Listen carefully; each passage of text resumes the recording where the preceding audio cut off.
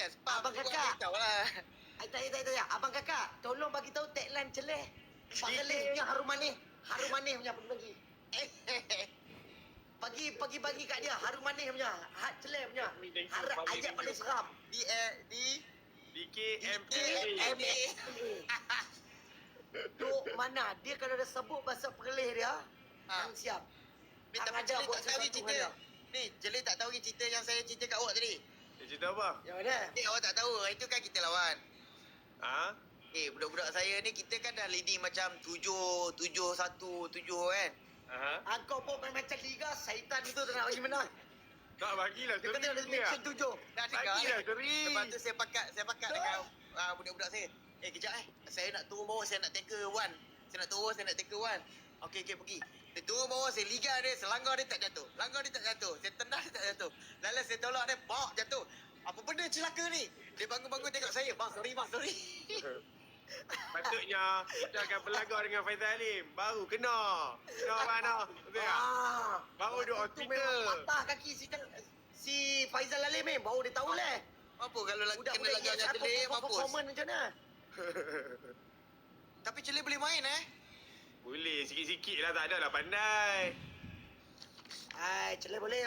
Celeh boleh. Celeh dia maksudnya. Tengok dia lari macam mana. Saya tengok daripada dalam badan macam penguin. Tapi laju. Macam penguin. Laju Tapi tau. orang bahaya. Ni Berapa bahaya kak? nasi ACL tau, kiri kanan. Kalau tak ACL, Lagi laju lah. tujuh sama tau tak? Macam penguin. Oh, lepas tu dia naik motor tu dah lah macam brother tua-tua. Ni dia naik motor, Siapa? dia duduk tengok macam tu, dia kepala tengok gitu, dia buka wajah, dia tengok orang macam tu, dengan kepala kecil tu. Gua nak motor apa? MX Forza. Forza. Tapi nampak macam orang lama lah kan. Ya, sebab orang lama lah dia tambah 1 kilometer lagi. Itu jangan lah.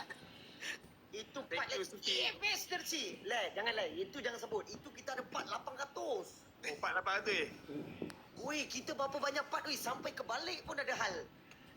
banyak cerita ni kalau buat filem ni 3 muka surat tak habis ni. Apa ni? boleh buat filem. Weh, Miki, aku cakap kau sumpah. Daripada awal sampai akhir memang penuh dengan momen. Memang kalau boleh ikut best tu. Tapi Sat, view berapa ratus berapa puluh ribu ni dekat Wan?